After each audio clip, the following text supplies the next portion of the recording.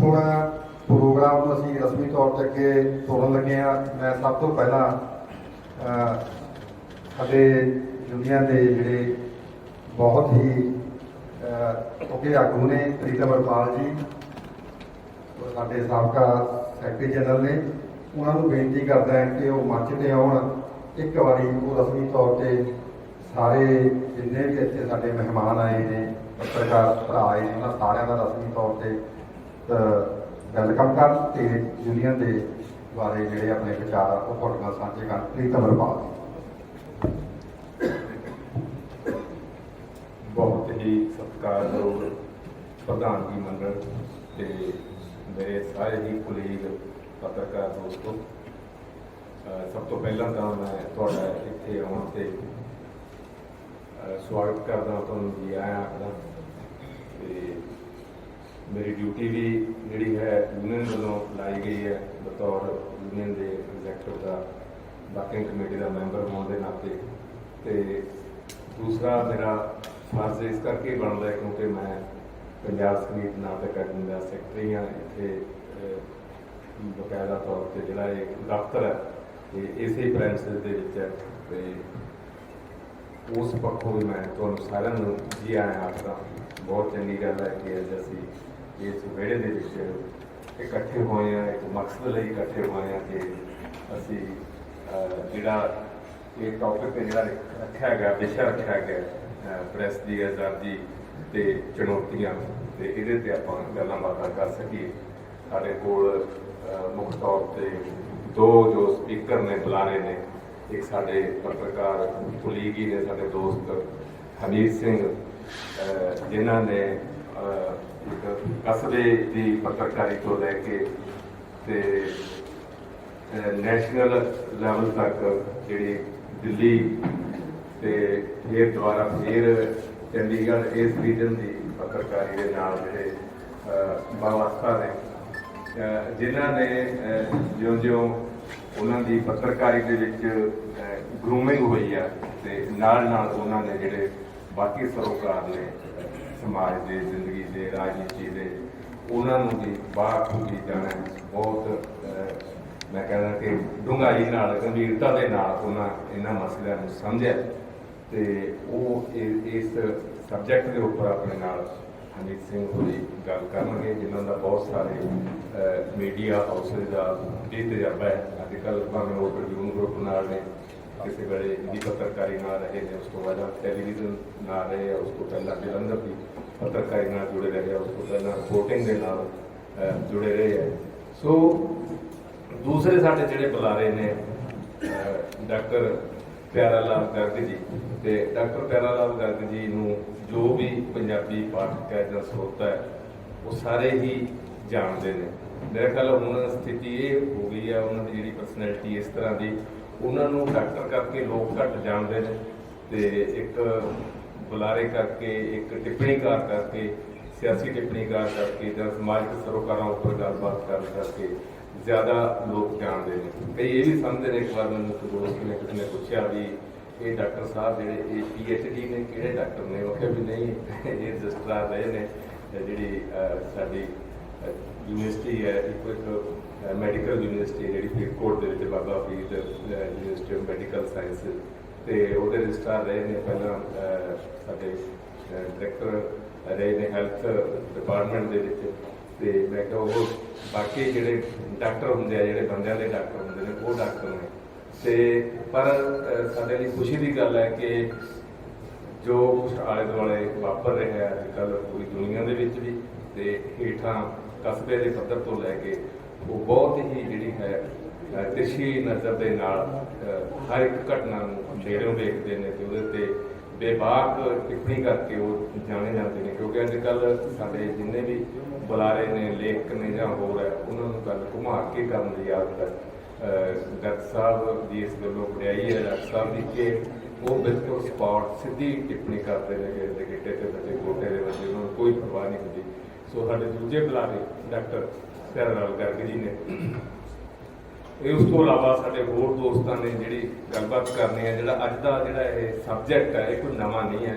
पहली गल तो जदों तो पत्रकारी शुरू हुई है उदों तो ही ਜਿਹੜੀਆਂ ਇਹ ਚੁਣੌਤੀਆਂ ਤੇ ਆਜ਼ਾਦੀ ਦਾ ਮਸਲਾ ਬਣਦਾ ਰਿਹਾ। ਤੇ ਪੰਜਾਬੀ ਦੀ ਇੱਕ ਕਹਾਵਤ ਹੈ ਬੜੀ ਪੁਰਾਣੀ, ਕਾਬਲ ਦੇ ਜਾਣ ਨੂੰ ਨਿਤ ਮੁਹਿੰਮ। ਤੇ ਜਿਹੜਾ ਪੱਤਰਕਾਰੀ ਤੇ ਇੱਕ ਵਾਰੀ ਪੈਰ ਜਿਹਨੇ ਧਰ ਲਿਆ, ਜਿਹੜੇ ਪੁਰਾਣੇ ਲੋਕਾਂ ਨੇ ਜਦੋਂ ਪੱਤਰਕਾਰੀ ਦੀ ਪੜ੍ਹਾਈ ਸ਼ੁਰੂ ਹੋਈ ਉਦੋਂ ਵੀ, ਜਾਂ ਜਦੋਂ ਪੱਤਰਕਾਰੀ ਤੇ ਕੁਝ ਲਿਖਿਆ ਗਿਆ ਜਾਂ ਪੁਰਾਣੇ ਲੋਕਾਂ ਨੇ ਇਹਨੂੰ ਜਿਹੜਾ ਸੀ ਜਿਹੜਾ ਹੈ ਉਸ ਤਰ੍ਹਾਂ ਦੀ ਮਾਲਾ ਕਿਹਾ, ਕਿਸੇ ਨੇ ਇਹਨੂੰ ਕੁਛ ਨਾਂ ਦਿੱਤਾ। ਇਸ ਤਰ੍ਹਾਂ ਦੀ ਇਹਨੂੰ ਡਿਫਾਈਨ ਕੀਤਾ ਗਿਆ ਕਿ ਇਹ ਔਖਾ ਜਿਹੜਾ ਕਾਰਜ ਹੈ। ਤੇ ਆਪਾਂ ਦੇਖਿਆ first world war, second world war, ਜੇ ਆਪਾਂ ਥੋੜਾ ਜਿਹਾ ਇਤਿਹਾਸ ਪਿੱਛੇ ਜਾਈਏ ਉਦੋਂ ਤੋਂ ਲੈ ਕੇ ਜਿਹੜੀਆਂ ਚੁਣੌਤੀਆਂ ਵੱਡੀਆਂ ਬਣਦੀਆਂ ਰਹੀਆਂ ਨੇ। ਤੇ ਹਮੀਰ ਸਿੰਘ ਹੋਰ ਜੀ ਸਾਡੇ ਵਿੱਚ ਨੇ, ਸਾਡੇ ਦੋਸਤ ਬਲਵੀਰ ਜੰਡੂ ਜੀ, ਬਲਵਿੰਦਰ ਜੰਮੂ ਜੀ, ਚਰਨਜੀਤ ਭੁੱਲਰ ਹੋਰ ਜੀ ਪੰਜਾਬੀ ਟ੍ਰਿਬਿਊਨ ਤੋਂ ਆਏ ਹੋਏ ਨੇ, ਜਿਨ੍ਹਾਂ ਨੇ ਫੀਲਡ ਦੇ ਵਿੱਚ ਰਹਿ ਕੇ ਕੰਮ ਕੀਤਾ। ਤੇ ਉਹਨਾਂ ਨੂੰ ਪੰਜਾਬ ਦੇ ਕਾਲੇ ਸਮਿਆਂ ਦੇ ਦੌਰਾਨ ਵੀ ਪਤਾ ਕਿ ਕਿਸ ਕਿਸਮ ਦੀਆਂ ਜਿਹੜੀਆਂ ਚੁਣੌਤੀਆਂ ਦਾ ਸਾਹਮਣਾ ਕਰਨਾ ਪੈ ਰਿਹਾ, ਕਿਉਂਕਿ ਜਿਉਂ-ਜਿਉਂ ਸਾਰਾ ਇਹ ਬਦਲ ਗਿਆ, ਸਾਰਾ ਸੰਚਾਰ ਦੇ ਸਾਧਨ ਬਦਲ ਗਏ, ਸਾਡੇ ਮੀਡੀਆ ਦਾ ਤਰੀਕਾ ਬਦਲ ਗਿਆ। ਕਿਸੇ ਵੇਲੇ ਪ੍ਰਿੰਟ ਮੀਡੀਆ ਦਾ ਬਹੁਤ ਬੋਲਬਾਲਾ ਹੁੰਦਾ ਸੀ, ਸਰਕਾਰਾਂ ਵੀ ਇਸ ਗੱਲ ਤੇ ਭੱਜਦੀਆਂ ਸੀ ਕਿ ਟ੍ਰਿਬਿਊਨ ਦੇ ਵਿੱਚ ਮੇਰੀ ਖਬਰ ਲੱਗ ਗਈ ਜਾਂ ਨਹੀਂ ਲੱਗ ਗਈ, ਐਕਸਟੀ ਦੇ ਵਿੱਚ ਮੇਰੀ ਖਬਰ ਆ ਗਈ ਜਾਂ ਨਹੀਂ ਆ ਗਈ। ਤੇ ਉਸ ਤੋਂ ਬਾਅਦ ਕਿਸੇ ਫਿਰ ਇਹ ਵੀ ਹਾਲਤ ਬਣੀ ਕਿ ਵਰਨੈਕੂਲਰ ਪ੍ਰੈਸ ਦਾ ਵੀ ਬੋਲਬਾਲਾ ਹੈਗਾ, ਤੇ ਉਹਨਾਂ ਨੂੰ ਸੀ ਕਿ ਹਿੰਦੀ ਪੰਜਾਬੀ ਦੇ ਵਿੱਚ ਉਹਨਾਂ ਦੀ ਕਵਰੇਜ ਹੋ ਗਈ ਜਾਂ ਨਹੀਂ ਹੋ ਗਈ।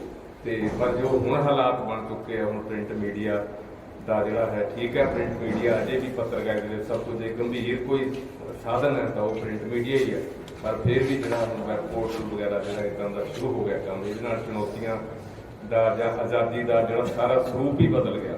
ਤੇ ਇਹ ਚੁਣੌਤੀਆਂ ਸਿਰਫ ਤੁਹਾਨੂੰ ਇਹ ਨਹੀਂ ਕਿ ਜਿਹੜੇ ਕਈ ਤਰ੍ਹਾਂ ਦੇ, ਜਿੱਦਾਂ ਅਸੀਂ ਗੱਲ ਕਰਦੇ ਹਾਂ ਪੱਤਰਕਾਰੀ ਦੇ ਯੂਨੀਅਨ ਦੇ ਜਿਸ ਮੰਚ ਤੋਂ ਗੱਲ ਕਰਦਾ ਕਿ ਕਈ ਤਰ੍ਹਾਂ ਦੇ ਮਾਫੀਏ ਦੀਆਂ ਚੁਣੌਤੀਆਂ ਨੇ, ਸਰਕਾਰਾਂ ਦੀਆਂ ਚੁਣੌਤੀਆਂ ਨੇ, ਪੁਲਿਸ ਦੀਆਂ ਪੱਖੋਂ ਚੁਣੌਤੀਆਂ ਨੇ, ਜਾਂ ਹੋਰ ਇਸ ਕਿਸਮ ਦੀਆਂ। ਹੁਣ ਇਹ ਪ੍ਰੋਫੈਸ਼ਨ ਦੀਆਂ ਇੱਕ ਆਪਣੀਆਂ ਵਿਦਿਨ ਪ੍ਰੋਫੈਸ਼ਨ ਦੇ ਅੰਦਰੋਂ ਵੀ ਜਿਹੜੀਆਂ ਚੁਣੌਤੀਆਂ ਚੈਲੰਜ ਨੇ ਜਿਹੜੇ ਉਹ ਬੜੇ ਕਮਾਲ ਦੇ ਆ।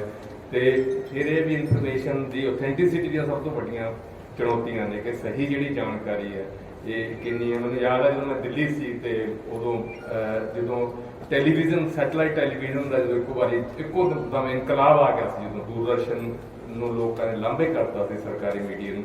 ਤੇ ਉੱਥੇ ਜਦੋਂ ਜਦੋਂ ਘਰਾਣਿਆਂ ਨੇ ਜਿਹੜਾ ਆਪਣੇ ਤਰੀਕੇ ਨਾਲ ਜਾਂ ਪੋਲੀਟੀਕਲ ਪਾਰਟੀਆਂ ਨੂੰ ਚਲਾਉਣ ਦਾ ਜਦੋਂ ਕੀਤਾ, ਫਿਰ ਸਭ ਤੋਂ ਪਹਿਲੀ ਜਿਹੜੀ ਜਦੋਂ ਟੈਂਪਰਿੰਗ ਸ਼ੁਰੂ ਹੋਈ ਬਾਈਟਸ ਦੇ ਵਿੱਚ, ਕਿਸੇ ਲੀਡਰ ਨੇ ਵੱਡੀ ਗੱਲ ਕੀਤੀ ਹੈ, ਉਹਦੇ ਵਿੱਚੋਂ ਜਿੰਨੀ ਸੂਟ ਕਰਦੀ ਹੈ ਉਹਨੂੰ, ਜਿੰਨੇ ਦੇ ਨਾਲ ਉਹਨੂੰ ਚੜਾ ਸਕਦਾ ਜਾਂ ਉਹਨੂੰ ਡੀਫੇਮ ਕਰ ਸਕਦਾ, ਤੇ ਉਹਨੇ ਆਪਣੇ ਤਰੀਕੇ ਨਾਲ ਉਹ ਸ਼ੁਰੂ ਹੋਈ। ਉਦੋਂ ਵੀ ਇਸ ਕਿਸਮ ਦੇ ਚੈਲੰਜ ਨੂੰ ਵੀ ਬੜਾ ਉਦੋਂ ਲਿਆ ਗਿਆ, ਸੀਰੀਅਸ ਤੇ ਲਿਖਿਆ ਵੀ ਗਿਆ ਹੈ ਕਿੱਦਾਂ ਤੁਸੀਂ ਜਿਹੜੀ ਹੈ ਟੈਂਪਰ ਕਰਕੇ ਜਿਹੜੀ ਟੋਟਲ ਕੰਟੈਕਸਟ ਦੇ ਵਿੱਚ ਗੱਲ ਉਹਨੂੰ ਕਰਨ ਦੀ ਬਜਾਏ ਤੁਸੀਂ ਸਿਰਫ ਉਹਦੇ ਵਿੱਚੋਂ ਆਪਣੀ ਸੁਵਿਧਾ ਦੇ ਮੁਤਾਬਕ ਥੋੜੀ ਜਿਹੀ ਗੱਲ ਕੱਢ ਕੇ ਜਿਹੜੀ ਆ ਉਹ, ਤੇ ਪਰ ਹੁਣ ਉਸ ਤੋਂ ਵੀ ਗੱਲ ਜਿਹੜੀ ਆ ਉਹ ਅੱਗੇ ਚਲੀ ਗਈ। ਤੇ ਹੁਣ ਜਦੋਂ ਦੇ YouTube ਇਦਾਂ ਦੇ ਜਿਹੜੇ ਪਲੇਟਫਾਰਮ ਆ ਗਏ ਆ, ਉਹਦੇ ਉੱਤੇ ਹਰ ਇੱਕ ਜਿਹੜਾ ਹੈ ਉਹ ਪੱਤਰਕਾਰ ਵੀ ਹੈ, ਮਾਲਕ ਵੀ ਹੈ, ਐਂਕਰ ਵੀ ਉਹੀ ਹੈ, ਪ੍ਰੈਜੈਂਟਰ ਵੀ ਉਹੀ ਹੈ, ਤੇ ਜੱਜ ਵੀ ਉਹੀ ਹੈ ਅਦਾਲਤ ਲਾ ਕੇ, ਤੇ ਸਜ਼ਾ ਦੇਣ ਵਾਲਾ ਡੰਡਾ ਵੀ ਉਹਦੇ ਹੱਥ 'ਚ ਹੈ, ਜਿਹਨੂੰ ਮਰਜ਼ੀ ਕੁਛ ਕਹਿ ਦੇ ਉਹਨੂੰ ਪੁੱਛਦਾ ਨਹੀਂ। ਤੋ ਇਸ ਕਿਸਮ ਦੇ ਜਿਹੜੇ ਇਹ ਸਾਰਾ ਕੁਝ ਜਿਹੜਾ ਹੈ ਉਹ ਬਦਲ ਚੁੱਕਿਆ। ਤੇ ਸਾਡੇ ਲਈ ਇਹ ਖੁਸ਼ੀ ਦੀ ਗੱਲ ਹੈ, ਮੈਂ ਵਧਾਈ ਵੀ ਦਿੰਦਾ ਸਾਡੀ ਜਰਨਲਿਸਟ ਯੂਨੀਅਨ ਨੂੰ। ਨਾਲ ਮੈਂ ਸਪੈਸ਼ਲੀ ਵੈਲਕਮ ਰਾਮ ਸਿੰਘ ਬਰਾੜ ਹੋਰਾਂ ਦਾ ਕਰਦਾ ਕਿ ਹਰਿਆਣਾ ਯੂਨੀਅਨ ਜਿਹੜੀ ਉਹ ਵੀ ਸਾਡੇ ਨਾਲ ਜਿਹੜੀ ਉਹ ਜੁੜੀ ਹੋਈ ਹੈ ਹਰਿਆਣਾ ਤੇ ਚੰਡੀਗੜ੍ਹ ਜਿਹੜੀ ਜਰਨਲਿਸਟ ਯੂਨੀਅਨ ਹੈ। ਤੇ ਇੱਕ ਗੱਲ ਜਿਹੜੀ ਮੈਂ ਥੋੜੀ ਜਿਹੀ ਸੰਕੋਚ ਇਹ ਕਰਨਾ ਚਾਹੁੰਦਾ ਕਿ ਜਿਹੜਾ ਯੂਨੀਅਨ ਦਾ ਜਿਹੜਾ ਪਲੇਟਫਾਰਮ ਹੈ, ਇਹ ਕੋਈ ਨਾ ਤਾਂ ਲਿਟਰੇਰੀ ਪਲੇਟਫਾਰਮ ਹੈ ਤੇ ਨਾ ਹੀ ਕੋਈ ਐਸੋਸੀਏਸ਼ਨ ਹੈ ਤੇ ਨਾ ਹੀ ਇਹ ਕੋਈ ਕਲੱਬ ਹੈ ਪੱਤਰਕਾਰਾਂ ਦਾ। ਇਹ ਜਦੋਂ ਅਸੀਂ ਥੋੜਾ ਜਿਹਾ ਇਹਨੂੰ ਆਪਸ ਦੇ ਵਿੱਚ ਰਲਗੱਡ ਕਰ ਦਿੰਦੇ ਹਾਂ, ਫਿਰ ਸਮੱਸਿਆਵਾਂ ਜਿਹੜੀਆਂ ਉਹ ਪੈਦਾ ਹੁੰਦੀਆਂ। ਅਸੀਂ ਤਾਂ ਜਿਹੜਾ ਇੱਕ ਜਰਨਲਿਸਟ ਆ ਉਹਦਾ ਰਾਈਟ ਉਹਦੇ ਲਈ ਅਸੀਂ ਲੜਦੇ ਹਾਂ। ਇੱਕ ਵਾਰੀ ਮੈਨੂੰ ਯਾਦ ਹੈ ਇੱਕ ਮੀਟਿੰਗ ਦੇ ਵਿੱਚ ਕਿਸੇ ਨੇ ਗੱਲ ਕਹੀ ਕਿ ਜਿਹੜੇ ਜੈਨੂਅਨ ਪੱਤਰਕਾਰ ਨੇ, ਮੈਂ ਕਿਹਾ ਵੀ ਸਾਡੇ ਲਈ ਸਾਰੇ ਜੈਨੂਅਨ ਪੱਤਰਕਾਰ ਨੇ, ਅਸੀਂ ਸਾਡੇ ਲਈ ਤਾਂ ਟਰਮ ਹੀ ਨਹੀਂ ਵੀ ਪੱਤਰਕਾਰ ਜੈਨੂਅਨ ਨਹੀਂ ਹੁੰਦਾ, ਅਸੀਂ ਤਾਂ ਮੰਨਦੇ ਹੀ ਨਹੀਂ। ਤੇ ਉਹ ਕਹਿੰਦੇ ਜੀ ਆਹ ਚੱਲਦਾ ਜੀ ਬਲੈਕਮੇਲਿੰਗ ਚੱਲਦੀ, ਅਸੀਂ ਕਿ ਉਹ ਸਾਡੇ ਲਈ ਜਿਹੜੀਆਂ ਉਹ ਬਾਹਰ ਦੀਆਂ ਗੱਲਾਂ ਉਹ ਦੇਖਣਾ ਜੀ। ਅਸੀਂ ਮੈਂਬਰਸ਼ਿਪ ਤੋਂ ਬਾਅਦ ਉਹਨੂੰ ਮੈਂਬਰਸ਼ਿਪ ਦੇਣੀ ਹੈ ਜਾਂ ਉਹਨੂੰ ਪੁੱਛਣਾ, ਛਾਨਣਾ ਲਾਉਣਾ, ਪਰ ਅਸੀਂ ਜਨਰਲ ਇਹ ਅਸੀਂ ਟਰਮ ਦੇ ਖਿਲਾਫ ਹਾਂ ਵੀ ਜੈਨੂਅਨ ਪੱਤਰਕਾਰ ਜਾਂ ਜੈਨੂਅਨ ਪੱਤਰਕਾਰੀ ਜਾਂ ਹੋਰ ਹੈ। ਅਸੀਂ ਕਹਿ ਵੀ ਜਿਹੜੀ ਪੱਤਰਕਾਰੀ ਹੈ, ਜਿਹੜਾ ਬੰਦਾ ਸੀਸ ਤਲੀ ਤੇ ਧਰ ਕੇ ਆ ਗਿਆ ਮੈਦਾਨ ਦੇ ਵਿੱਚ, ਸਾਡੇ ਵਾਸਤੇ ਉਹ ਜੈਨੂਅਨ ਹੀ ਹੈ।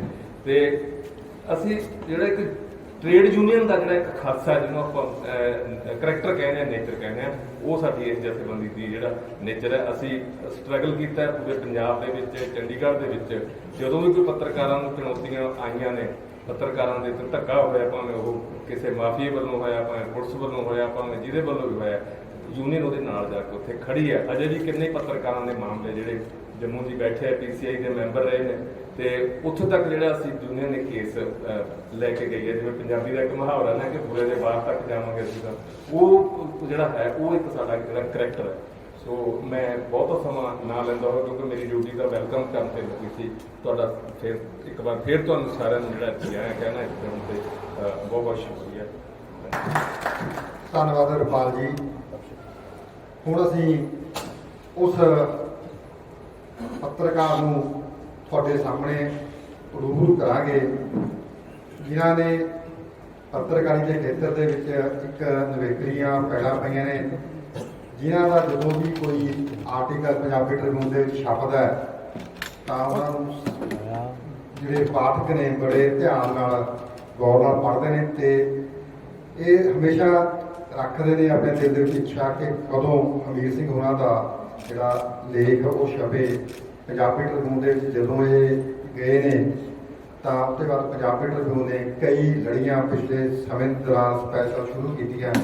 ਉਹਨਾਂ ਲੜੀਆਂ ਨੂੰ ਸ਼ੁਰੂ ਕਰਾਉਣ ਦੇ ਵਿੱਚ ਹਮੀਰ ਸਿੰਘ ਹੋਰਾਂ ਦਾ ਬਹੁਤ ਵੱਡਾ ਯੋਗਦਾਨ ਆ, ਚਾਹੇ ਉਹ ਸਵਈਅਤ ਦਾ ਮਸਲਾ ਹੋਵੇ ਜਾਂ ਜਿਹੜੇ 3 ਖੇਤੀ ਕਾਨੂੰਨਾਂ ਨੂੰ ਲੈ ਕੇ ਦਿੱਲੀ ਦੇ ਵਿੱਚ ਵੱਡਾ ਮੋਰਚਾ ਲੱਗਾ ਸੀ, ਉਹ ਹੋਰ ਵੀ ਜਿਹੜੇ ਸਮਾਜ ਦੇ ਇਸ਼ੂ ਨੇ, ਮਸਲੇ ਨੇ, ਗੰਭੀਰ ਸਮੱਸਿਆਵਾਂ ਨੇ, ਉਹਨਾਂ ਸਮੱਸਿਆਵਾਂ ਨੂੰ ਸਮਝਣ ਵਾਸਤੇ ਜਾਂ ਉਹਨਾਂ ਤੋਂ ਜਿਹੜੀ ਇਹਦੀ ਪਕੜ ਆ ਉਹ ਬਹੁਤ ਬਖੂਬੀ ਪਕੜ ਆ।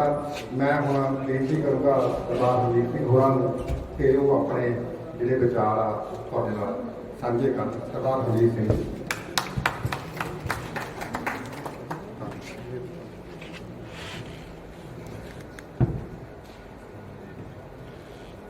बहुत सत्कारयोग दोस्तों ते मंच से विराजमान जथेबंदियां के आगू साहबान ते डॉक्टर साहब, ਇਹੋ ਜਿਹੇ ਸਮਾਗਮ ਜਿੱਥੇ ਆਪਣੇ ਕਿੱਤੇ ਬਾਰੇ, ਆਪਣੇ ਪ੍ਰੋਫੈਸ਼ਨ ਬਾਰੇ, ਆਪਣੀ ਕਾਰਗੁਜ਼ਾਰੀ ਬਾਰੇ ਮੁਲਾਂਕਣ ਕਰਨਾ ਹੋਵੇ, ਇਹ ਹੁੰਦੇ ਰਹਿਣੇ ਚਾਹੀਦੇ ਨੇ। ਵੈਸੇ ਇਹਦਾ ਰਿਵਾਜ ਘਟ ਗਿਆ ਹੈ ਕਿ ਆਪਣੇ ਬਾਰੇ ਆਪ ਹੀ ਗੱਲ ਕਰੋ ਕਿ ਕਿੱਥੇ ਖੜਾ ਹੈ, ਕੀ ਪੱਧਰ ਹੈ, ਕੀ ਲੈਵਲ ਹੈ, ਕਿਹੜੀਆਂ ਸਮੱਸਿਆਵਾਂ ਨੇ, ਕਿਹੜੀਆਂ ਚੁਣੌਤੀਆਂ ਨੇ, ਉਹ ਸਾਰੇ ਮਾਮਲੇ ਦੇ ਵਿੱਚ। ਵੈਸੇ ਮੈਨੂੰ ਲੱਗਦਾ ਕਿ ਆਈਸੋਲੇਸ਼ਨ 'ਚ ਪ੍ਰੈਸ ਦੀ ਆਜ਼ਾਦੀ ਦਾ ਮੁੱਦਾ ਆਪਣੇ ਆਪ ਦੇ ਵਿੱਚ ਨਹੀਂ ਕੋਈ ਮਾਨੇ ਰੱਖਦਾ, ਕੋਈ ਵਿਚਾਰਿਆ ਉਸ ਰੂਪ 'ਚ ਨਹੀਂ ਜਾਂਦਾ, ਕਿਉਂਕਿ ਇਹ ਇੰਟੈਗਰਲ ਪਾਰਟ ਹੈ ਟੋਟਲ ਸੋਸਾਇਟੀ ਦਾ, ਉਹਦੇ ਇਕਨੋਮਿਕ ਮਾਡਲ ਦਾ, ਉਹਦੇ ਪੋਲੀਟੀਕਲ ਅਪਰੋਚ ਦਾ, ਉਹਦੇ ਕਲਚਰ ਵੈਲਿਊ ਸਿਸਟਮ ਦਾ, ਉਹਦੇ ਸਮਾਜਿਕ ਰੌਰੀਤਾਂ ਦਾ, ਉਹਦਾ ਹੀ ਇੰਪੈਕਟ ਜਰਨਲਿਜ਼ਮ ਦੇ ਧਾਰਾ ਦੇ ਵਿੱਚ ਆਉਂਦਾ।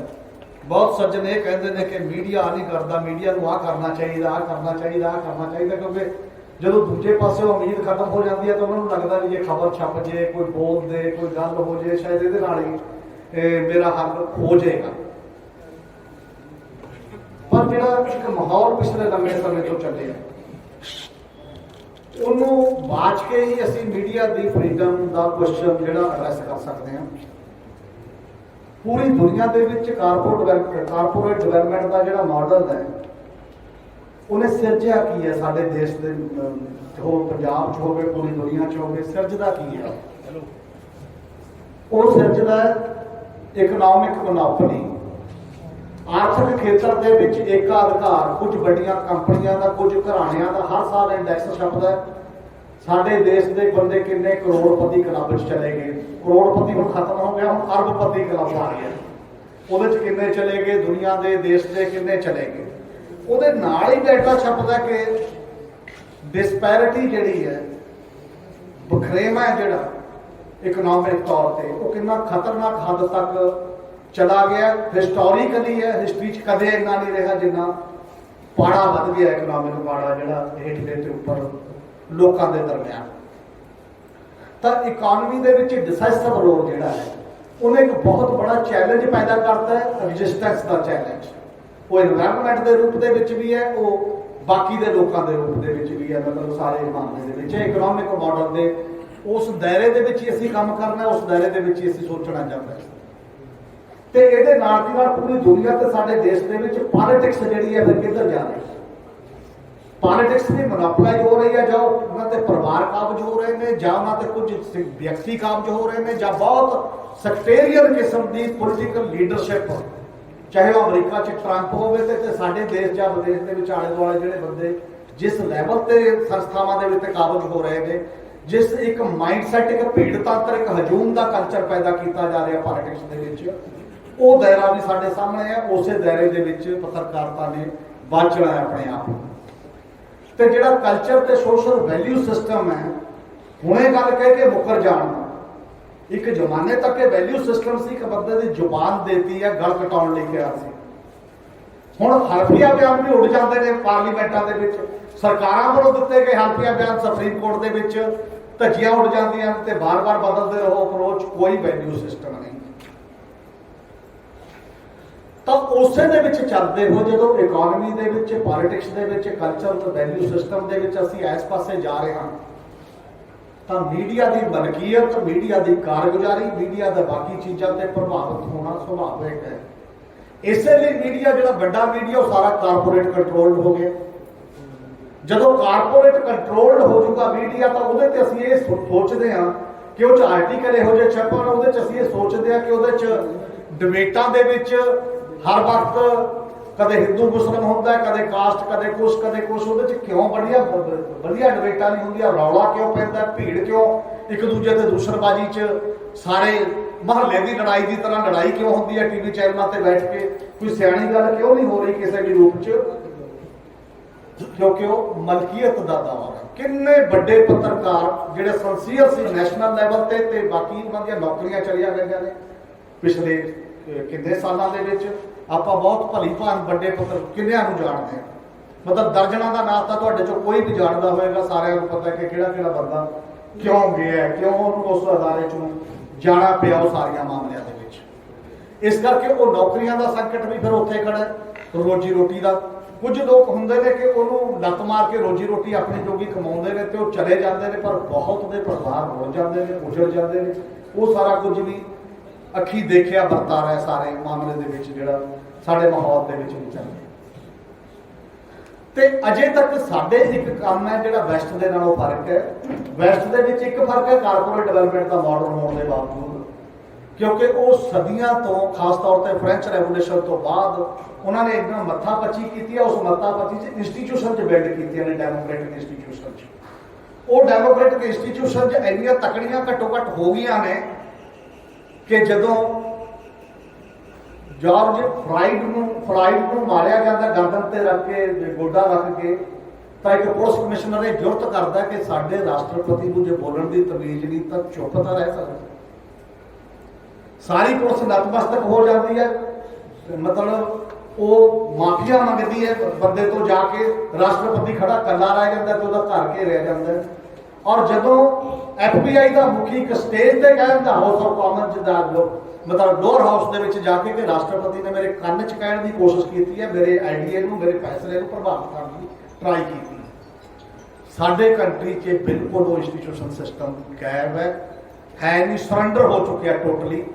ਜੁਡੀਸ਼ਰੀ ਤੱਕ, ਬੜੀਆਂ ਸੰਵਿਧਾਨਕ ਸੰਸਥਾਵਾਂ ਤੱਕ, ਜਿੰਨੀਆਂ ਵੀ ਇੰਸਟੀਟਿਊਸ਼ਨ ਜਿੱਥੋਂ ਉਮੀਦ ਕੀਤੀ ਜਾਂਦੀ ਹੈ, ਜਿੱਥੇ ਤੁਸੀਂ ਜਸਟਿਸ ਲਈ ਜਾ ਸਕਦੇ ਹੁੰਦੇ ਹੋ ਸਰਕਾਰਾਂ ਨਾਲ ਲੜਨ ਤੋਂ ਬਾਅਦ, ਜਦ ਉਹ ਨਤਮਸਤਕ ਹੋ ਜਾਣ ਤਾਂ ਜਿਹੜਾ ਇੱਕ ਸਿਸਟਮ ਹੈ ਉਹ ਉਸ ਪੱਧਰ ਦੇ ਉੱਤੇ ਦਿਖਾਈ ਦੇਣਾ ਸ਼ੁਰੂ ਹੋ ਜਾਂਦਾ ਕਿ ਨਹੀਂ, ਹੁਣ ਓਡੀ ਵੱਡੀ ਗੱਲ ਨਹੀਂ, ਹੁਣ ਤਾਂ ਜਿਹਨੇ ਤਲੀ ਤੇ ਰੱਖ ਕੇ ਲੜਨਾ ਹੈ ਕੇਵਲ ਉਹ ਲੜ ਸਕਦਾ, ਤੇ ਦੂਜੇ ਲਈ ਇਨਸਾਫ ਦੀ ਉਮੀਦ ਵੀ ਰੱਖੇ ਬਿਨਾਂ, ਤੇ ਦੂਜਾ ਦੌਰ ਉਹ ਘਟ ਜਾਂਦਾ, ਫਿਰ ਬਹੁਤ ਨੰਬਰ ਘਟਦਾ ਸ਼ੁਰੂ ਹੋ ਜਾਂਦਾ, ਤੇ ਇੱਕ ਲੈਵਲ ਦਾ ਫਿਰ ਇੱਕ ਦੂਸ਼ਣ ਆ ਜਾਂਦਾ ਵੀ ਦੇਖੋ ਜੀ ਇਹ ਕੀ। ਇਹ ਐਟਮੋਸਫੀਅਰ ਹੈ ਜਿਹਦੇ ਵਿੱਚ ਇੱਕ ਪ੍ਰੈਸ ਇਸ ਸਮੇਂ ਕੰਮ ਕਰ ਰਹੀ ਹੈ ਸਾਡੇ ਕੰਟਰੀ ਦੇ ਵਿੱਚ, ਸਾਡੇ ਇਲਾਕੇ। ਔਰ ਇਹਦੇ 'ਚ ਜਿਵੇਂ ਪਹਿਲਾਂ ਇੱਕ ਵਾਰ ਗੱਲ ਹੋ ਚੁੱਕੀ ਹੈ ਕਿ ਪਹਿਲਾਂ ਕਦੇ ਪ੍ਰਿੰਟ ਮੀਡੀਆ ਸੀ, ਔਰ ਇਦੋਂ ਪਹਿਲਾਂ ਆਪਾਂ ਸਾਰੇ ਜਦੋਂ ਖਬਰਾਂ ਕਰਦੇ ਸੀ, ਜਦੋਂ ਇਦੋਂ ਪਹਿਲਾਂ ਵੀ ਲੀਡਰ ਸੀ ਪੋਲੀਟੀਕਲ ਲੀਡਰਸ਼ਿਪ ਦੇ ਵਿੱਚ ਵੀ, ਵੱਧ ਤੋਂ ਵੱਧ ਜਿਹੜਾ ਚੰਗੀ ਕਾਫੀ ਕ੍ਰਿਟੀਕਲ ਸਟੋਰੀ ਕਰ ਦਿੰਦਾ ਸੀ ਤਾਂ ਉਹ ਬੰਦਾ ਸਵੇਰੇ ਫੋਨ ਕਰਕੇ ਕਹਿੰਦਾ, ਭਾਈ ਸਾਹਿਬ ਨਾਰਾਜ਼ਗੀ ਕੀ ਆ, ਔਰ ਚਾਹ ਦਾ ਕੱਪ ਪੀ ਲੈਂਦੇ ਆ, ਕੌਫੀ ਪੀ ਲੈਂਦੇ ਆ, ਦੱਸੋ ਕੀ ਗੱਲ ਹੈ, ਮਾੜਾ ਮੋਟਾ ਮਤਲਬ ਬਹੁਤ ਜਿਹੜਾ ਹੁਣ ਤਾਂ ਜਿਹਦੇ ਮਰਜ਼ੀ 295 ਲਾ ਦਿਓ, ਜਿਹਦੇ ਤੇ ਮਰਜ਼ੀ ਜੋ ਮਰਜ਼ੀ ਕਰ ਦਿਓ, ਤੇ ਹੁਣ ਤਾਂ ਓਨਰਸ਼ਿਪ ਖਰੀਦੀ ਜਾ ਚੁੱਕੀ ਹੈ, ਮਲਕੀਅਤ ਖਰੀਦੀ ਜਾ ਚੁੱਕੀ ਹੈ।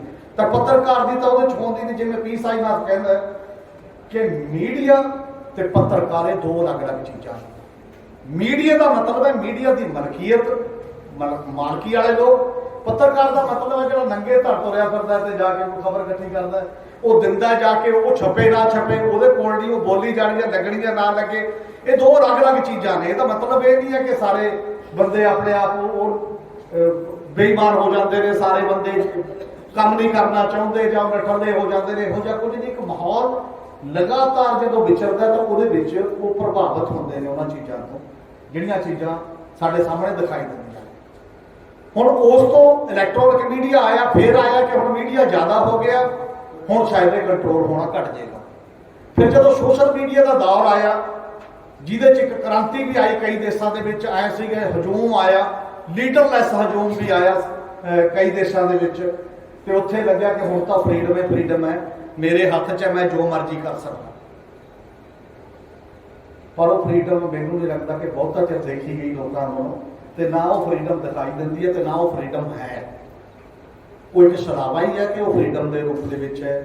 YouTube ਚੈਨਲ ਹੋਣ ਜਾਂ YouTube ਦਾ ਸਿਸਟਮ ਹੋਵੇ ਜਾਂ ਮੇਰੇ ਕੋਲ ਜੋ ਮਰਜ਼ੀ ਹੋਵੇ।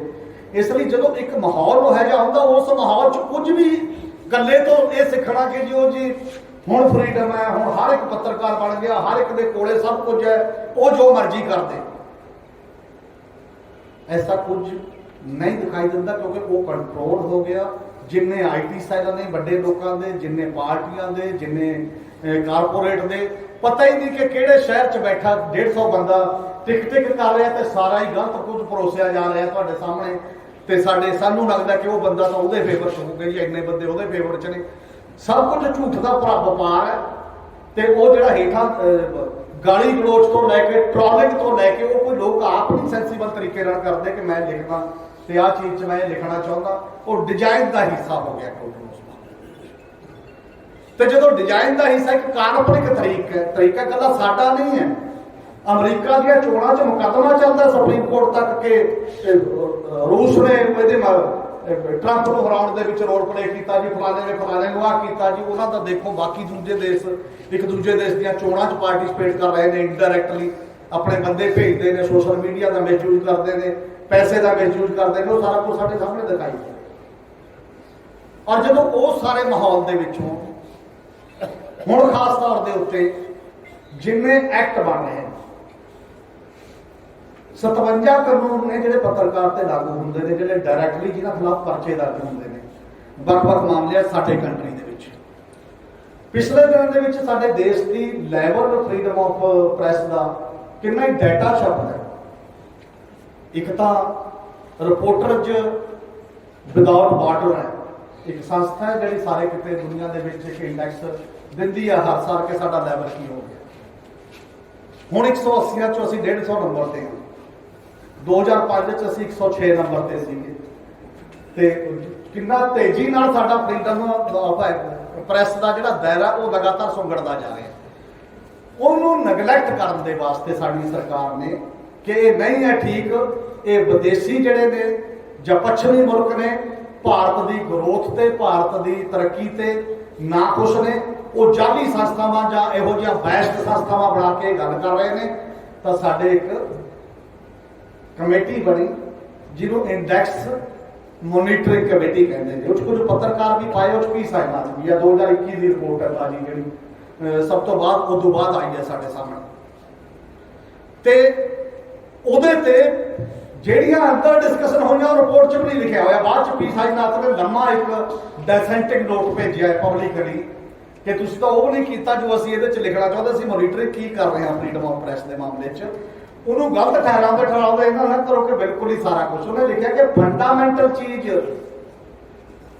ਮੀਡੀਆ ਦੀ ਫਰੀडम ਦੇ ਵਿੱਚ ਰਾਈਟ ਟੂ ਡਿਸੈਂਟ ਹੈ।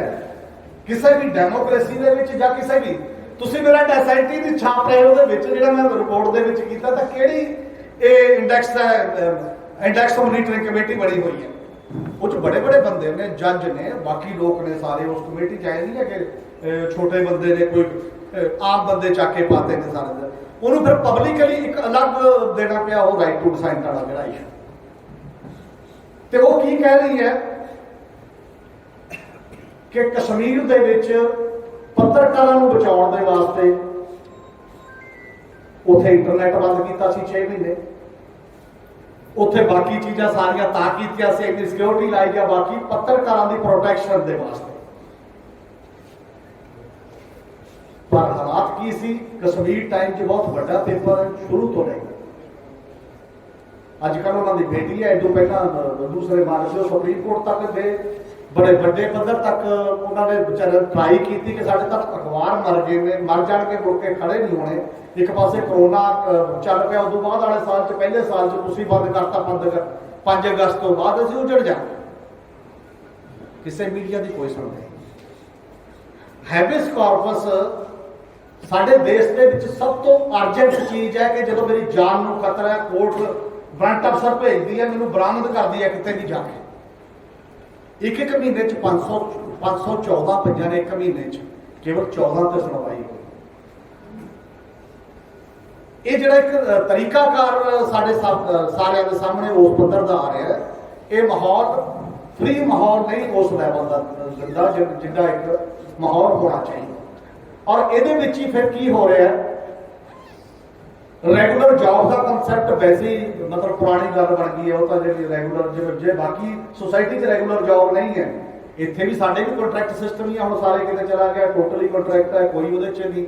तुहानू कल नूं कह दे भी तुसीं जाओ जी, तो तुहानू जाना पएगा, परसों कह दे जो मर्जी है तुहानू भी वही करना पएगा। उहदे तो भी ज़्यादा ये तो रेगुलर सिस्टम दे विच जिहड़े साथी सारे दोस्त बैठे ने, जो स्ट्रिंगर कल्चर है जिहदे स्ट्रिंगर नूं की देना दिंदे ने, बहुत मामूली चीज दे नाल ते जे तुसीं जाणदे हो। और बंदा कहता कि सब कुछ दिओ खबर पर रिटर्न कुछ नहीं है। रिटर्न उहदे कोल एक कार्ड है, बस भी तेरे कोल हैगा, तेरा मान सम्मान हैगा हुंदा है, पर करना नहीं तेरे तो बिना कोई नहीं। किन्ने अखबार तां इहो ਜਿਹੇ ने ਜਿਹੜੇ ਲੈ ਲੈਂਦੇ ने बल्कि कार्ड दे भी लै लेंदे ने कि लो जी इन्ने पैसे जमा करा जा, 20,000 25,000 50,000 तां तैनूं इह लाइसेंस दिंदे ते उदों बिना चारा नहीं।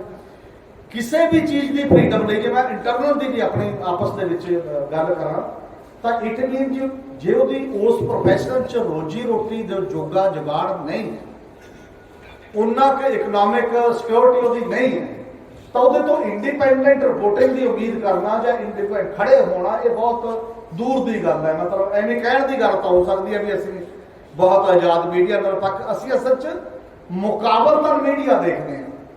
टोटल इंडिपेंडेंट मीडिया भी ये मुकाबले चला ठीक है जी, ये मुकाबले एक घट इश्तिहार मंगता है, ये मुकाबले दबा घट पाउंदा है, ये मुकाबले आ फलाना होंदा है, वो एक कंपैरिजन है।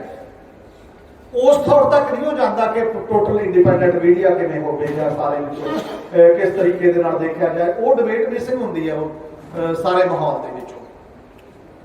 इसे करके जिहड़ा एक ओवरऑल सैटअप साडे कोल है पत्रकारी के खेतर दे विच होना।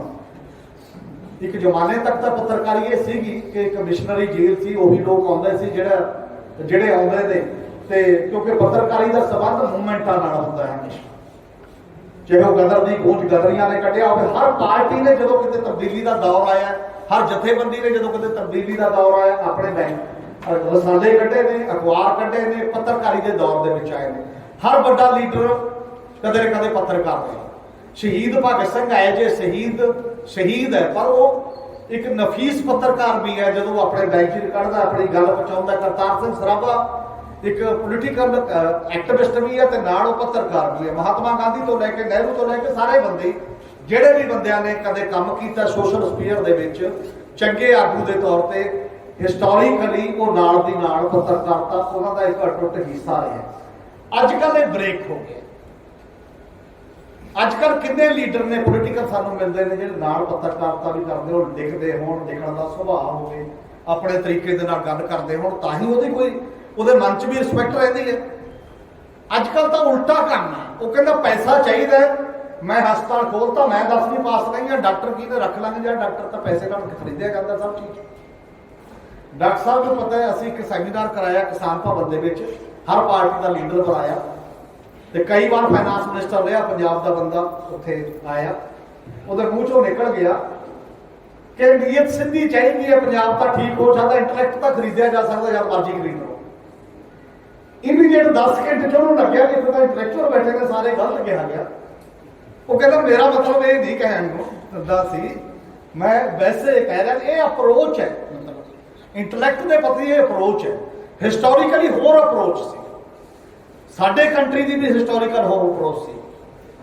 ਇੰਟੈਲੈਕਚੁਅਲ ਬੰਦਾ ਹਮੇਸ਼ਾ ਝੁੱਗੀ ਝੋਪੜੀ ਤੇ ਸਿੰਪਲ ਸਾਦਗੀ ਚ ਰਿਹਾ, ਪਰ ਹੁਕਮਰਾਨ ਦੀ ਵੀ ਇਹ ਹਿੰਮਤ ਨਹੀਂ ਸੀ ਕਿ ਉਹਦੀ ਉਹ ਗੱਲ ਨਾ ਮੰਨਣਾ। ਕੋਈ ਰਾਜਾ ਚੱਕ ਕੇ ਦੇਖੋ, ਕਿਸੇ ਰਾਜੇ ਦੀ ਬੈਕਗ੍ਰਾਉਂਡ ਦੇਖੋ, ਕਿਸੇ ਲੀਡਰ ਦੀ ਬੈਕਗ੍ਰਾਉਂਡ ਦੇਖੋ ਕਿ ਉਹ ਅੰਤਮ ਫੈਸਲਾ ਕਿੱਥੋਂ ਲੈਂਦਾ ਸੀ। ਅੰਤਮ ਫੈਸਲੇ ਕੋਈ ऋषि ਹੈ, ਕੋਈ ਮੋਨੀ ਹੈ, ਕੋਈ ਇੰਟੈਲੈਕਚੁਅਲ ਹੈ, ਕੋਈ ਹੋਰ ਹੈ, ਤੇ ਉੱਥੇ ਜਾ ਕੇ ਉਹ ਕਹਿੰਦਾ ਭਾਈ ਇਹਦਾ ਲਾਲਚ ਕੋਈ ਨਹੀਂ, ਇਹ ਵਾਜਬ ਰਾਏ ਦੇਗਾ ਤੇ ਉਹ ਫਾਈਨਲ ਰਾਏ ਦੇ ਤੌਰ ਤੇ ਤਸਲੀਮ ਕੀਤੀ ਜਾਂਦੀ ਸੀ। ਇਸ ਸਮੇਂ ਉਹ ਪੂਰੀ ਦਾ ਪੂਰਾ ਐਟੀਟਿਊਡ ਬਦਲ ਗਿਆ। ਜਦੋਂ ਹਰ ਚੀਜ਼ ਮਾਰਕੀਟ ਦੇ ਵਿੱਚ ਅਵੇਲੇਬਲ ਮੰਨੀ ਜਾਵੇ, ਬੌਧਿਕਤਾ ਵੀ ਮਾਰਕੀਟ 'ਚ ਖਰੀਦਣ ਤੇ ਵੇਚਣ ਵਾਲੀ ਚੀਜ਼ ਦੇ ਤੌਰ ਤੇ ਪਰਖੀ ਜਾਵੇ ਬਾਕੀ ਚੀਜ਼ਾਂ ਦੇ ਮੁਕਾਬਲੇ, ਤਾਂ ਫਿਰ ਪ੍ਰੈਸ ਕੀ ਹੈ? ਇੱਕ ਆਈਡੀਆ ਹੀ ਹੈ ਨਾ, ਬੌਧਿਕਤਾ ਹੈ, ਉਹਦੀ ਪੇਸ਼ਕਾਰੀ ਹੈ, ਉਹਦਾ ਮਾਧਿਅਮ ਹੈ ਕਿ ਉਹਨੂੰ ਅੱਗੇ ਜਾ ਕੇ ਪੇਸ਼ ਕਰਨਾ। ਇੱਕ ਤਾਂ ਇਹ ਬਹੁਤ ਬੜਾ ਕੁਐਸਚਨ ਸਾਡੇ ਸਾਹਮਣੇ ਹੈ। ਇਹਦੇ ਤੋਂ ਵੀ ਇਲਾਵਾ ਜਿਹੜੀ ਡਿਸਪੈਰਿਟੀ ਪ੍ਰੈਸ ਦੇ ਵਿੱਚ ਹੈ, ਉਹਦੇ ਰੋਲ ਦੇ ਵਿੱਚ ਹੈ। ਜਿਵੇਂ ਡਿਵੈਲਪਮੈਂਟ ਦਾ ਮਾਡਲ ਸਾਡਾ ਅਰਬਨ ਡਿਵੈਲਪਮੈਂਟ ਦਾ ਮਾਡਲ ਹੈ, ਉਵੇਂ ਸਾਡਾ ਪ੍ਰੈਸ ਦਾ ਮਾਡਲ ਵੀ ਅਰਬਨ ਪ੍ਰੈਸ ਦਾ ਮਾਡਲ। ਰੂਰਲ ਸੈਕਟਰ ਕਿਤੇ ਕਵਰ ਨਹੀਂ ਹੁੰਦਾ, ਕਿਤੇ ਜਾ ਕੇ ਬਹੁਤ ਰੇਅਰ, ਬਹੁਤ ਇੰਨੀ ਖਬਰ ਲੱਗੀ ਤੇ ਨਹੀਂ ਤਾਂ ਨਾ ਲੱਗੀ ਤਾਂ ਨਾ ਲੱਗੀ। ਇੰਨੇ ਵੱਡੇ ਅਸੀਂ ਕਹੀ ਜਾਂਦੇ ਆ ਕਿ ਜੀ ਭਾਰਤ ਖੇਤੀ ਪ੍ਰਧਾਨ ਦੇਸ਼ ਹੈ। ਇੱਕ ਵੀ ਅਖਬਾਰ ਦੱਸੋ ਜਿਹਦੇ ਕੋਲ ਖੇਤੀ ਦਾ ਸਪੈਸ਼ਲ ਕਾਰਸਪੋਂਡੈਂਟ ਹੈ। ਮਤਲਬ ਖੇਤੀ ਦੇ ਕਾਰਸਪੋਂਡੈਂਟ ਦਾ ਮਤਲਬ ਇਹ ਨਹੀਂ ਕਿ ਉਹ ਖੇਤੀਬਾੜੀ ਅਫਸਰ ਨੂੰ ਦੇਖਦਾ ਹੈ, ਉਹਦੇ ਤੋਂ ਖਬਰ ਲਿਆਇਆ, ਮੰਤਰੀ ਨੂੰ ਦੇਖਦਾ, ਉਹਦੀ ਪ੍ਰੈਸ ਕਾਨਫਰੰਸ ਕਰ ਲਈ। ਖੇਤੀ ਦਾ ਮਤਲਬ ਹੈ ਕਿ ਉਹਨੂੰ ਉਹਦੀ ਜੈਨੇਟਿਕਸ ਨਾਲ, ਉਹਦੀ ਬੈਕਗ੍ਰਾਉਂਡ ਦੇ ਨਾਲ, ਉਹਦੀ ਪਾਲਿਸੀ ਦੇ ਨਾਲ, ਉਹਦੀ ਟੋਟਲ ਆਈ ਹੋਈ ਚੇਂਜ ਦੇ ਨਾਲ, ਉਹਦੇ ਟੋਟਲ ਪੈਟਰਨ ਦੇ ਨਾਲ, ਉਹਦੇ ਬਾਰੇ ਉਹ ਸਟੱਡੀ ਕਰਦਾ, ਉਹਦੇ ਬਾਰੇ ਗਿਆਨ ਹੈ ਤੇ ਹੋਰ ਸਾਰੀਆਂ ਚੀਜ਼ਾਂ ਨੇ। ਐਕਸਪ੍ਰੈਸ 'ਚ ਮੈਂ ਇੱਕੋ ਰਿਪੋਰਟਰ ਲਗਾਤਾਰ ਦੇਖਦਾ, ਹਰੀਸ਼ ਨਮੋਦਰ ਨੇ, ਜਿਹੜਾ ਮਾੜਾ ਮੋਟਾ ਲਿਖਦਾ ਨੈਸ਼ਨਲ ਲੈਵਲ ਤੇ, ਜਿਹਨੂੰ ਕਵਰ ਕਰਦਾ। ਇਸ ਦੇਸ਼ 'ਚ WTO ਨੂੰ ਕਵਰ ਕਰਨ ਵਾਲਾ ਇੱਕ ਸਿੰਗਲ ਪੂਰੇ ਕੰਟਰੀ 'ਚ ਰਿਪੋਰਟਰ ਨਹੀਂ ਹੈ। ਅਸੀਂ ਭਿੜਨਾ ਸਾਡੀ ਪ੍ਰੈਸ ਨੇ WTO ਜੀ, ਉੱਥੇ ਜਾ ਕੇ ਗੱਲਾਂ ਕਰਨੀਆਂ ਨੇ, ਉਹ ਕਿਵੇਂ ਆ, ਉਹ ਠੀਕ ਹੈ, ਉਹ ਗਲਤ ਹੈ। ਸਾਡਾ ਪੈਟਰਨ ਨਹੀਂ ਹੈ ਉਹ ਅਸਲ ਦੇ ਵਿੱਚ ਉਸੇ ਸਾਰੇ ਮਾਮਲੇ 'ਚ। ਫਾਰਮਰ ਜੋ ਅੰਦੋਲਨ ਵੀ ਇਹ ਦੱਸਦਾ ਕਿ ਉੱਥੇ ਵੀ ਇੰਟੈਲੈਕਚੁਅਲ ਜਿਹਦੇ ਵਿੱਚੋਂ ਕਿਸ ਲੈਵਲ ਦਾ ਸੀ ਮਾਹੌਲ ਜਿਹੜਾ ਪੈਦਾ, ਤੇ ਜਿੰਨੇ ਵੀ ਸੀਗੇ ਨਾਲ ਰਹੇ ਨੇ, ਪਰ ਇੱਕ ਨਿਵੇਕਲੀ ਚੀਜ਼ ਉਸ ਪੱਧਰ ਦੇ ਉੱਤੇ। ਇਸੇ ਕਰਕੇ ਉਹਨਾਂ ਸਾਰੀਆਂ ਚੀਜ਼ਾਂ ਨੂੰ ਦੇਖਣ ਦਾ ਸਵਾਲ ਹੈ। ਮਾਹੌਲ ਜਿਵੇਂ ਬਾਕੀ ਦੇ ਲਈ ਗੰਭੀਰ ਹੈ, ਉਵੇਂ ਪ੍ਰੈਸ ਦੇ ਲਈ ਵੀ ਗੰਭੀਰ ਹੈ। ਜਿਹੜੇ ਵੀ ਸੱਜਣ ਟੋਟਲ ਪ੍ਰੈਸ ਦੇ ਨਾਲ ਵਾਬਸਤਾ ਨੇ, ਇਹਦੇ ਤੇ ਹੋਰ ਗੰਭੀਰਤਾ ਨਾਲ ਗੱਲ ਕਰਕੇ ਕਿਹੜੇ ਵੱਡੇ ਇਸ਼ੂ ਵੀ, ਇੱਕ ਤਾਂ ਪੱਤਰਕਾਰਾਂ ਦੇ ਲੋਕਲ ਇਸ਼ੂ ਹੁੰਦੇ ਹੀ ਨੇ, ਜਿਹੜੇ ਅਨਨੋਰਮਲ ਇਸ਼ੂ ਨੇ, ਜਿਹੜੇ ਰੋਜ਼ ਸਰਕਾਰਾਂ ਨਾਲ ਉੱਠਦੇ ਨੇ, ਧੱਕੇ ਦੇ ਇਸ਼ੂ ਨੇ, ਬਾਕੀ ਨੇ ਤੇ ਹੋਰ ਨੇ, ਤੇ ਇੱਕ ਕਨਸੈਪਟ ਦੇ ਇਸ਼ੂ ਵੀ ਬੜੇ ਵੱਡੇ ਪੱਧਰ ਤੇ ਲਿਜਾਣ ਦਾ ਕੁਐਸਚਨ ਹੈ ਕਿ ਕਨਸੈਪਚੁਅਲੀ ਕੀ ਕੰਟਰੀਬਿਊਟ ਕਰਦਾ। ਹੁਣ IT ਦੇ ਨਿਯਮ ਬਣੇ ਨੇ ਪਿਛਲੇ ਦਿਨਾਂ ਦੇ ਵਿੱਚ, ਔਰ ਉਹ ਬਣ ਰਹੇ ਨੇ। ਕਿਸੇ ਵੀ ਸੈਕਟਰੀ ਲੈਵਲ ਦੇ ਅਫਸਰ ਨੂੰ ਰਾਈਟ ਹੈ ਤੁਹਾਡਾ ਜੋ ਮਰਜ਼ੀ YouTube ਤੋਂ, Facebook ਤੋਂ, ਜਿੱਥੋਂ ਮਰਜ਼ੀ ਉਡਾ ਦੇ ਤੇ ਇੱਕ ਆਰਡਰ ਕਰਨਾ ਸਾਰੇ ਪਲੇਟਫਾਰਮਾਂ ਨੂੰ। ਸਾਰਾ ਕੁਝ ਉੜ ਰਿਹਾ ਤੁਹਾਡੇ ਸਾਹਮਣੇ ਹੈ। ਅਗਲੇ ਸਾਲ 2 ਸਾਲ 'ਚ ਸ਼ਾਇਦ YouTube, Facebook ਜਿਹੜੇ ਆਜ਼ਾਦ ਚੈਨਲ ਦੀ ਜਿਹੜੀ ਅਸੀਂ ਗੱਲ ਕਰਦੇ ਆ, ਇਹ 100% ਗੈਪ ਹੋਣ ਵਾਲਾ ਪੋਜੀਸ਼ਨ ਵੀ ਹੋ ਸਕਦੀ ਹੈ ਕਿ ਇਹ ਤਾਂ ਨਹੀਂ ਚੱਲਣ ਦੇਣੇ ਅਸੀਂ, ਜਾਂ ਅਸੀਂ ਆਹ ਚਲਾਵਾਂਗੇ। ਰੂਲ ਜਿਹੜੇ ਬਣ ਰਹੇ ਨੇ, ਜੇ ਲੜਾਈ ਉਹਨਾਂ ਰੂਲਸ ਦੇ ਖਿਲਾਫ ਨਹੀਂ ਹੁੰਦੀ, ਲੜਾਈ ਉਸ ਪਾਲਿਸੀ ਨੂੰ ਧਿਆਨ ਦੇ ਵਿੱਚ ਰੱਖ ਕੇ ਨਹੀਂ ਹੁੰਦੀ, ਤੇ ਉਹਨੂੰ ਚੇਂਜ ਕਰਨ ਦਾ ਪਾਲਿਸੀ ਇੰਪੈਕਟ ਹੋਣਾ ਬੇਹੱਦ ਜ਼ਰੂਰੀ ਹੈ। ਔਰ ਉਹਦਾ ਮਤਲਬ ਇਹ ਹੁੰਦਾ, ਜਿਵੇਂ ਆਪਣੇ ਪੰਜਾਬੀ 'ਚ ਇੱਕ ਮੁਹਾਵਰਾ ਹੈ, ਬੰਦਾ ਜੋੜੇ ਪੜੀ ਪੜੀ ਰਾਮ ਰੜਾਵੇ ਕੋਪਾ। ਪਾਲਿਸੀ ਕੋਪਾ ਰੋੜ ਦਿੰਦੀ ਹੈ ਪੜੀ ਪੜੀ ਇਕੱਠੀ ਕੀਤੀ ਦਾ, ਉਹ ਕੋਈ ਨਹੀਂ, ਕੁਝ ਵੀ ਚੀਜ਼ਾਂ ਨਹੀਂ ਰਹਿਣ ਦਿੰਦੀ। ਇਸੇ ਕਰਕੇ ਸਮੁੱਚੇ ਪ੍ਰੈਸ ਦੇ ਭਾਈਚਾਰੇ ਨੂੰ ਪਾਲਿਸੀ ਲੈਵਲ ਦੀ ਫਾਈਟ, ਉਹਦੇ ਤੇ ਜਾਗਰੂਕ ਕਰਨਾ ਸਾਰੇ, ਇਕੱਲੇ ਨਾ ਕੇਵਲ ਪੱਤਰਕਾਰਾਂ ਨੂੰ, ਸੋਸਾਇਟੀ ਨੂੰ। ਕਿਉਂਕਿ ਜੇ ਫਰੀਡਮ ਆਫ ਪ੍ਰੈਸ ਨਹੀਂ ਰਹੀ ਤਾਂ ਫਰੀਡਮ ਆਫ ਐਕਸਪ੍ਰੈਸ਼ਨ ਜਿਹੜਾ ਇੰਡੀਵਿਜੂਅਲ ਆਦਮੀ ਦਾ ਜਾਂ ਬਾਕੀ ਦਾ, ਉਹਦੀ ਕੋਈ ਤੁਕ ਨਹੀਂ ਹੈ। ਉਹ ਕਿਸੇ ਨੂੰ ਨਹੀਂ ਪੁੱਛਣਾ ਮੁੜ ਕੇ, ਉਹ ਵੱਧ ਤੋਂ ਵੱਧ ਪ੍ਰੈਸ ਕੋਲ ਹੀ ਆਉਂਦਾ, ਔਰ ਕਿੱਥੇ ਜਾਂਦਾ ਮੁੜ ਕੇ ਜੇ ਉਹਨੇ ਜਾਣਾ ਵੀ ਹੋਵੇ। ਇਹਨੂੰ ਬਹੁਤ ਧਿਆਨ ਦੇਣ ਦੀ ਲੋੜ ਹੈ ਮੇਰਾ ਖਿਆਲ ਹੈ। ਬਹੁਤ ਬਹੁਤ ਮਿਹਰਬਾਨੀ।